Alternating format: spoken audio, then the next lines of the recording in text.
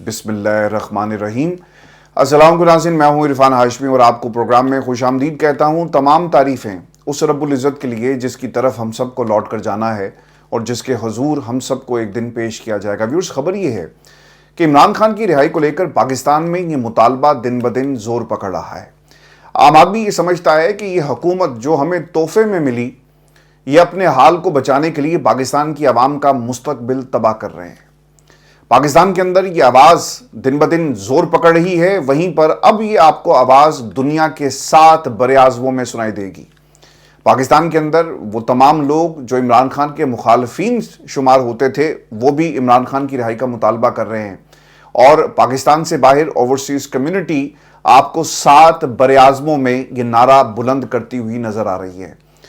बहुत सारे सियासतदान बरतानवी पार्लियामेंट में ये नारा बुलंद कर रहे थे। अब दोबारा से अमेरिका के अंदर मुख्तलिफ ट्वीट्स और मुतालबात के बाद बाकायदा तौर पर तकरीरें होना शुरू हो गई हैं और जो विल्सन ने इससे पहले ट्वीट की, फिर ख़त लिखा और अब तकरीर के ज़रिए इमरान खान की रिहाई का मुतालबा किया है। व्यूअर्स, मुतालबे के अंदर क्या कहा गया, इस पर जाने से पहले मैं एक चीज़ आपको ज़रूर बता दूँ कि बरतानिया में आज पाकिस्तान तहरीक इंसाफ का एक बहुत बड़ा एहतजाज 10 डाउनिंग स्ट्रीट के बाहर हो रहा है और बताया ही जाता है कि पूरे बरतानिया से और यूरोप के मुख्तलिफ ममालिक से लोग आज आ रहे हैं और 8 फरवरी को जिस तरह पाकिस्तान तहरीक इंसाफ और पाकिस्तान की आवाम के हक पर डाका डाला गया, अब ये आवाज़ आपको 10 डाउनिंग स्ट्रीट के बाहर भी सुनाई देगी और इमरान खान की रिहाई के बाकायदा तौर पर मुतालबात 10 डाउनिंग स्ट्रीट के बाहर भी जो है वो किए जाएंगे। और व्यूअर्स, आपको ये खबर दूं कि जो विल्सन अमेरिका में इमरान खान की रिहाई को लेकर ना मुतादिद बार अपने ट्विटर के ऊपर ये पोस्ट कर चुके हैं कि फ्री इमरान खान। लोगों ने कहा कि यार ये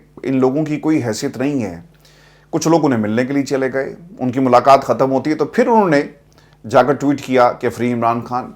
फिर लोगों ने प्रोपेगेंडा किया कि जनाब इसकी कोई हैसियत नहीं है, तो उन्होंने फिर ट्वीट तो नहीं की बल्कि ख़त लिख दिया पाकिस्तान के आर्मी चीफ को, सदर पाकिस्तान को और फिर मुल्क के वज़ीर-ए-आज़म को भी यही कहा कि इमरान खान को रिहा करो। हमारे बहुत सारे इख्तलाफात हैं उनसे, लेकिन इसके बावजूद हम ये समझते हैं कि इमरान खान की रिहाई पाकिस्तान की जमहूरियत की बका है और हमारे अमेरिका के ताल्लुकात इमरान खान के दौरे हुकूमत के अंदर बहुत बेहतरीन थे और हम ये चाहते हैं कि ये पार्टनरशिप इसे मज़ीद हम आगे लेकर चलें। लोगों ने फिर इसके ऊपर तनकीद की कि जनाब इस ख़त की कोई हैसियत नहीं है।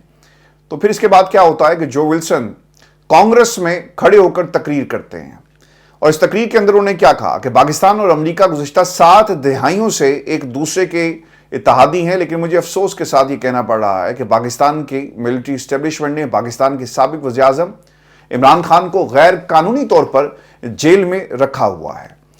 चूँकि डोनाल्ड ट्रंप भी इस ट्रंप प्रोसिक्यूशन के अमल से गुजर चुके हैं और इसलिए वो भी इसे बेहतर जानते हैं कि ये प्रोसिक्यूशन किस किस्म की होती है, जिसमें आपको विक्टिमाइज़ किया जाता है, आपके ख़िलाफ़ मुकदमात जिनका ना सर होता है ना पैर होता है, सिर्फ इंतकाम होता है और आप अपने जो डॉक्ट्रिन है उसे मुसल्लत करने के लिए दूसरा जो मुखालिफ है उसे आप जेल में रखते हैं ताकि आप अपनी सियासत को और आप अपनी इस डॉक्ट्रिन को ज़िंदा रख सकें।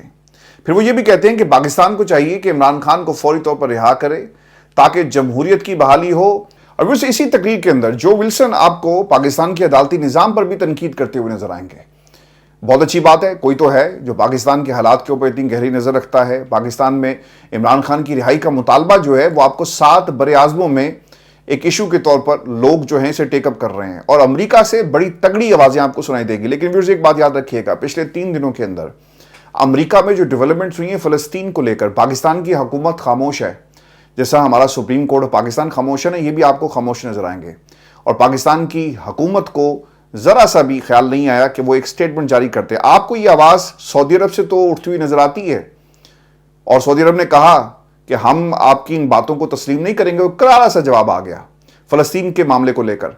लेकिन पाकिस्तान मुकम्मल खामोश है क्योंकि अमेरिका को भी पता नहीं कि भाई ये 600 जो बिलियन है इसकी इन्वेस्टमेंट लेकर आ रहे हैं और इन्होंने ऐलान किया है और मैं डोनाल्ड ट्रंप जो पहला दौरा करूंगा वो सऊदी अरब का करूंगा। हालांकि उनके बिजनेस टर्म्स हैं, लेकिन इसके बावजूद सऊदी अरब जो है वो आंखों में आंखें डालकर बात कर रहा है। अगर कोई आंखों में आंखें डालकर बात नहीं कर रहा तो वो पाकिस्तान है, चूँकि हमने अपनी जो खुददारी थी वो बेचकर खुद ही हम खा गए और इसे गिरवी रख दिया اور آج ہمارے پاس یہ خودداری نظر نہیں آئے گی، کیونکہ حکومتیں ریئیکٹ کرتی ہیں نا، تو ہماری حکومت ویسے لاپتہ ہے، تو اردلیوں کی حکومتوں سے آپ یہ تصور نہیں کر سکتے۔ لیکن ویورز ایک چیز، پاکستان میں امریکہ اور ڈونلڈ ٹرمپ کے آنے کے بعد ایک ضرور بحث شروع ہو گئی، ایک کمپیریزن آپ کے سامنے رکھا گیا، میں نے بھی رکھا کہ امریکہ جو ہے پاکستان میں عمران خان کی رہائی کا ضرور مطالبہ کرے گا۔ لیکن ایک چیز یاد رکھیے گا، اس کا مطلب یہ نہیں ہے کہ ڈونلڈ ٹرمپ پاکستانیوں کی آنکھ کا تارا ہو جائے گا، کیونکہ پچھلے 3 دنوں کے اندر فلسطین کو لے کر جو کام ڈونلڈ ٹرمپ نے کیا ہے، مجھے تو کوئی فرق نظر نہیں آ رہا جو بائیڈن کی ایڈمنسٹریشن میں اور ان اقدامات کو دیکھیں، بلکہ ایک ہاتھ آگے جا کر کنٹینیوٹی جو ہے پالیسیز میں ہمیں نظر آتی ہے۔ مثال کے طور پر انہوں نے کہا کہ غزہ کی پٹی کو خالی کرو، اور وہ ممالک جو فلسطینیوں کی حمایت کرتے رہے کھولو اپنے بارڈرز کو اور انہیں پناہ دو۔ یہ ہوا، اور پاکستان کے اندر ہماری خاموشی۔ پھر اس کے ساتھ ساتھ ڈونلڈ ٹرمپ نے ایک اور کیا کام کیا، عالمی عدالت کے جتنے بھی لوگ تھے، ان کے گھر والوں کے، ان کے اثاثے سب منجمد کر دیے، اور اقوام متحدہ نے نہ صرف اس کی مذمت کی بلکہ اس فیصلے کو واپس لینے کے حوالے سے بھی زور دیا۔ ڈونلڈ ٹرمپ آپ کو پیجر حملوں پر تعریف کرتے ہوئے نظر آتے ہیں، جو عمل قابل مذمت تھا آپ نے اسے قابل تعریف بنا کر پیش کرنے کی کوشش کی۔ تو ڈونلڈ ٹرمپ کی شخصیت میں نا ایک سرپرائز ایلیمنٹ ہے جو کسی طرف بھی جا سکتا ہے۔ شروع میں جب آئے تو ایک امپریشن یہ تھا کہ دنیا میں امن کی بات کریں گے، لیکن آتے ہی آپ نے اسلحہ اسرائیل کو دیا، اور وہ اسرائیل جو مسلمانوں پر ظلم کر رہا ہے۔ یاد رکھیے گا کہ امریکہ میں آپ نے اپنے ووٹر کو بھی جواب دینا ہے۔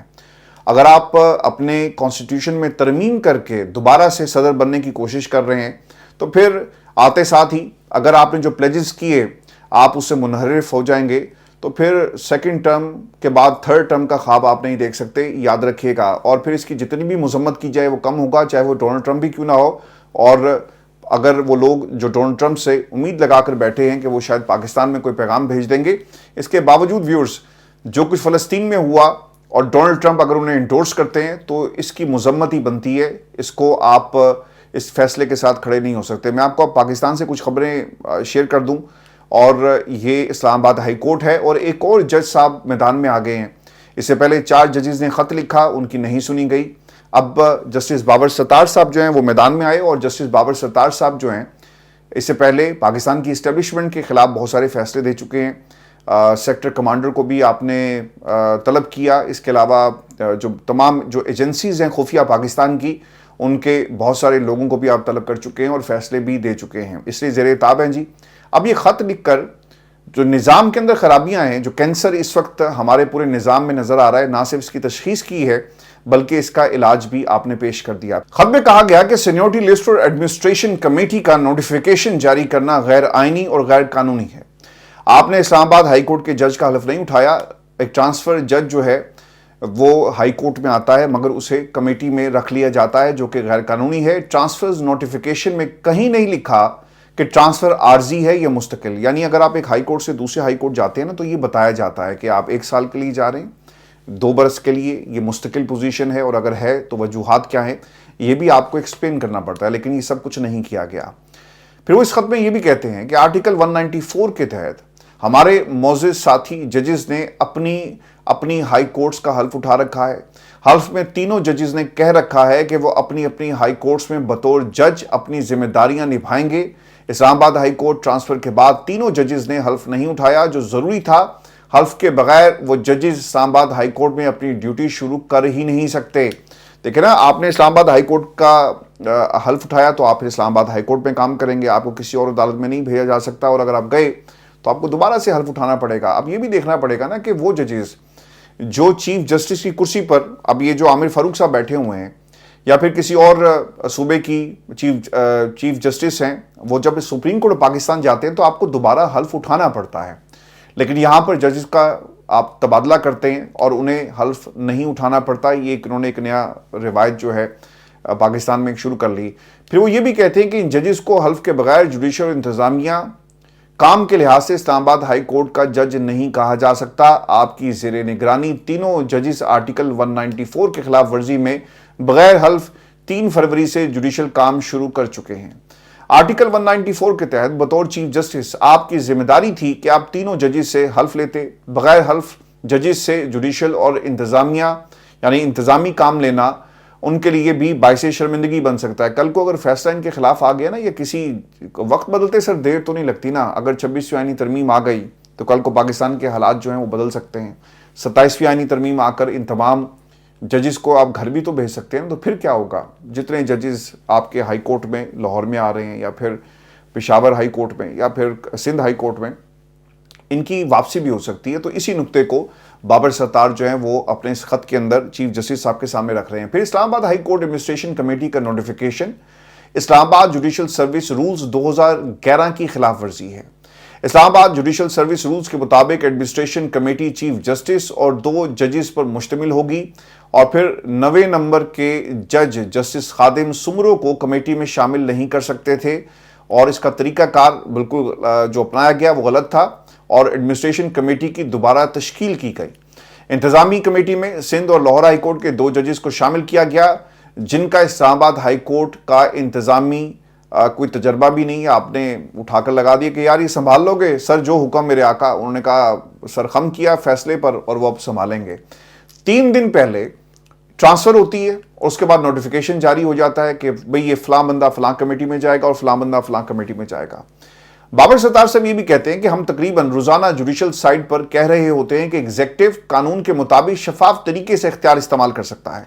آپ اتفاق کریں گے کہ ججز بھی ثوابدیدی اختیارات استعمال جو کیے اتنے ہی پابند ہیں جتنا ہم ایگزیکٹو کو کہتے ہیں. یعنی اگر آپ پاکستان کی ایگزیکٹو کے اوپر کچھ رولز لاگو کر رہے ہیں نا، تو پھر یہ رولز آپ کے اوپر بھی لاگو ہوں گے، کیونکہ آپ انتظامی لحاظ سے ایک عدالت کو چلانا چاہتے ہیں، اور آپ نے کسی کو عہدہ دیا، یا آپ کی ایڈمنسٹریٹو پاورز تھی، لیکن آپ اس کا غلط استعمال کرتے ہوئے ہمیں نظر آ رہے ہیں. تو یہ خط ہے جی، اس کا جواب کیا آنا ہے؟ جواب کوئی نہیں آنا، خاموشی ہوگی. اور یہ جواب ہی سمجھیں، کیونکہ سسٹم کے اندر نا آپ ان ججز کا کچھ کر نہیں سکتے، ان کو آپ گھر نہیں بھیج سکتے. ان کے خلاف جوڈیشل کمیشن میں ریفرنس گیا تو آپ وہاں پر اس کو جسٹیفائی نہیں کر سکتے، لوگ اٹھ کھڑے ہوں گے. اور 4 سپریم کورٹ پاکستان کے ججز ہیں جی، جنہوں نے خط لکھا 10 تاریخ کو جو جوڈیشل کمیشن کا اجلاس ہو رہا ہے اسے مؤخر کرنے کے حوالے سے. اور اب یہ خط along with other judges جو ہائی کورٹ اسلام آباد کے ہیں، ان کا بھی خط آ گیا. تو دیکھنا ہی ہوگا کہ یہ آواز کتنی مضبوط تو خیر جی آواز ہے، لیکن اس کا اثر کیا پڑتا ہے، اور دوسری طرف سے کس قسم کا ریئیکشن جو ہے اس خط کے حوالے سے آتا ہے. میں آپ کو ایک خبر یہ بھی دے دوں، آپ نے 2 روز پہلے ہم نے اسی پلیٹ فارم پہ پتن کی رپورٹ جو تھی الیکشن کمیشن کے حوالے سے آپ کے ساتھ شیئر کی، اور الیکشن کمیشن نے جی اس کے اوپر اپنا رد عمل بھی دے دیا ہے. اور پتن وہ یہ کہتے ہیں جی کہ پتن کے نمائندے کا انٹرویو جو کہ ایک نجی ٹی وی چینل پر چلایا گیا، اور پتن کی پریس ریلیز مورخہ 8 فروری 2024 کو الیکشن کمیشن نے سراسر بے بنیاد اور حقائق کے منافی قرار دیتے ہوئے کہا تھا کہ اس رپورٹ سے یہ ظاہر ہوتا ہے کہ پتن اور اس کے عہدیدار ملکی اداروں کو بدنام کرنے کے لیے ایک منظم سازش کا حصہ ہیں.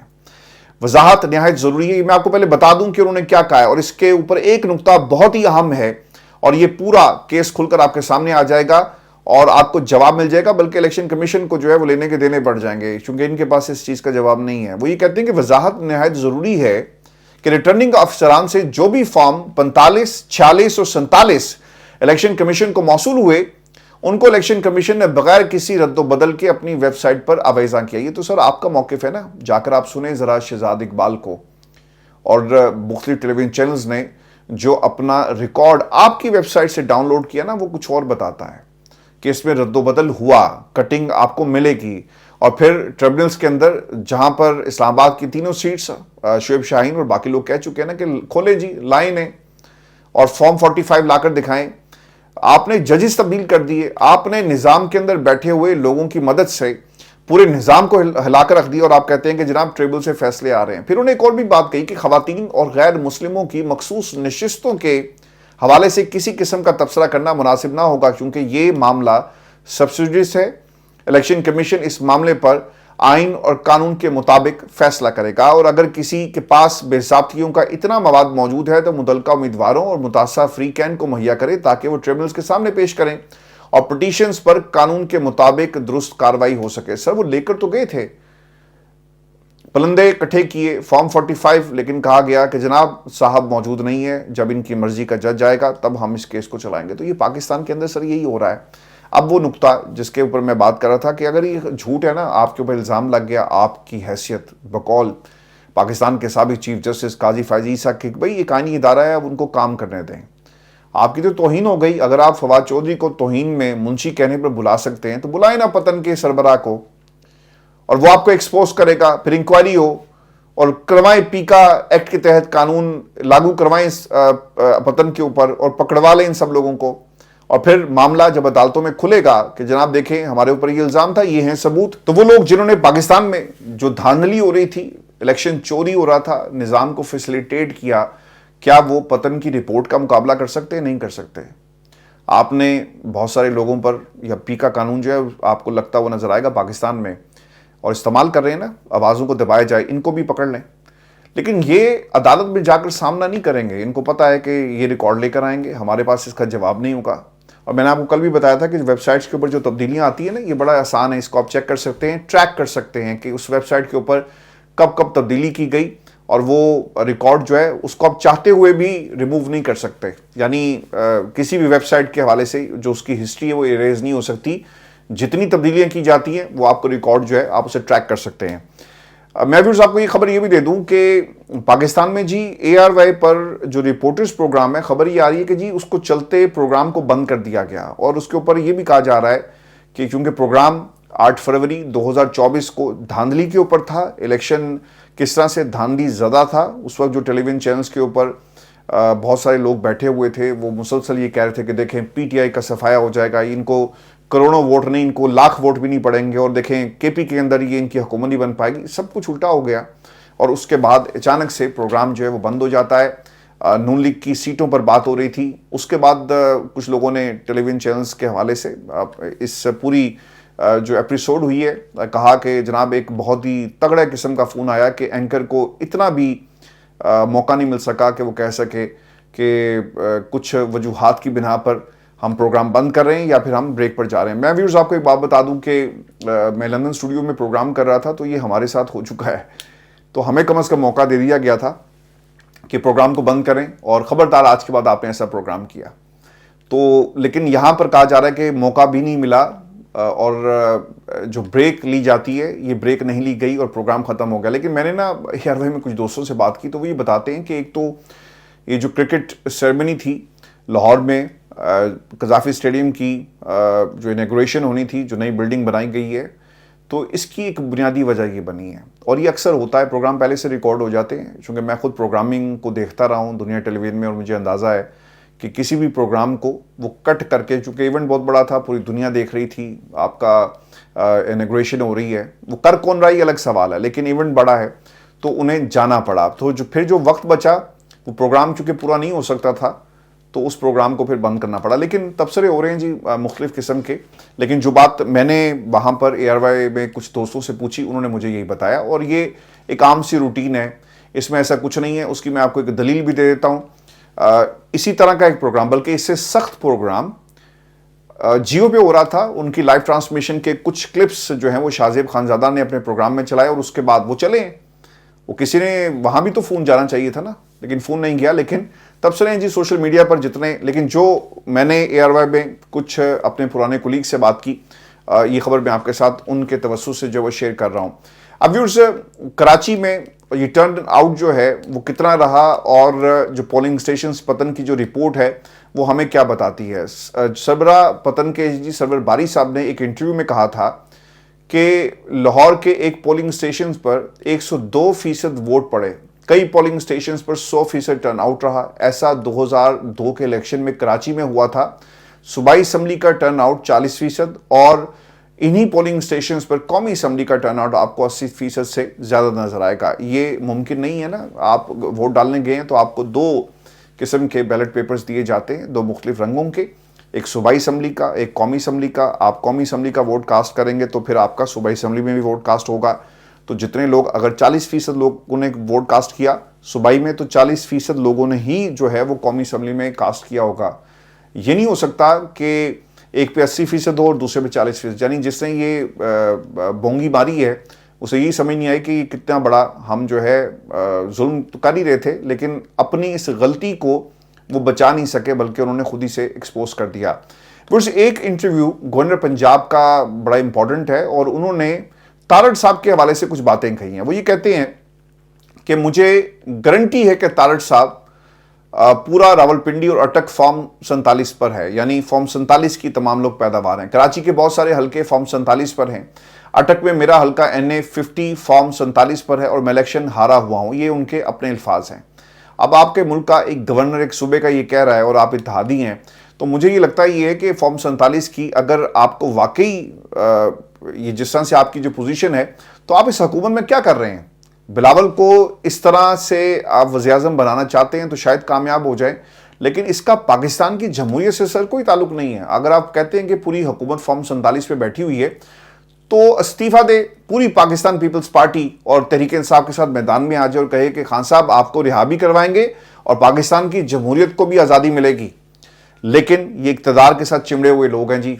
किसी के कहने पर ये बंदा यहाँ बैठा है, एक KP में आपको नजर आएगा इनका बंदा, एक आपको पंजाब में नजर आएगा। जो एडजस्टमेंट है, पाकिस्तान के जितने भी आईनी होते हैं, आपको एक एडजस्टमेंट के तौर पर बेनिफिशरी ये निज़ाम के आपको नजर आएंगे।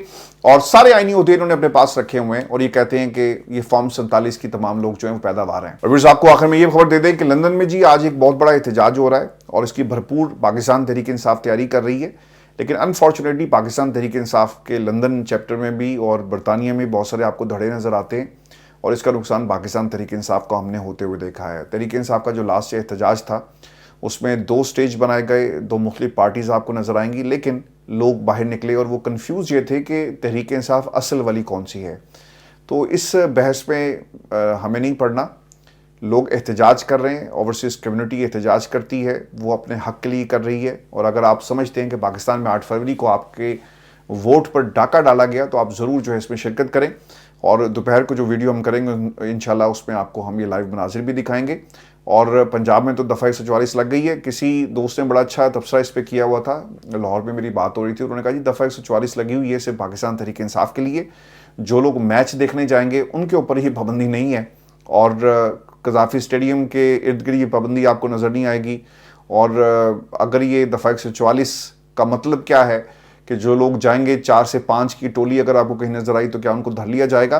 तो ये हुकूमत ने मुल्क के आइन और कानून को ना एक तरह से मजाक बना लिया है और आपको इस किस्म के शगुफे जो हैं वो अब नज़र आएंगे। ये आज की नशिस्त थी जी हमारी। अगली वीडियो में आपसे कुछ घंटों के बाद मुलाकात होती है। इजाज़त दीजिए, अल्लाह ने के बाद।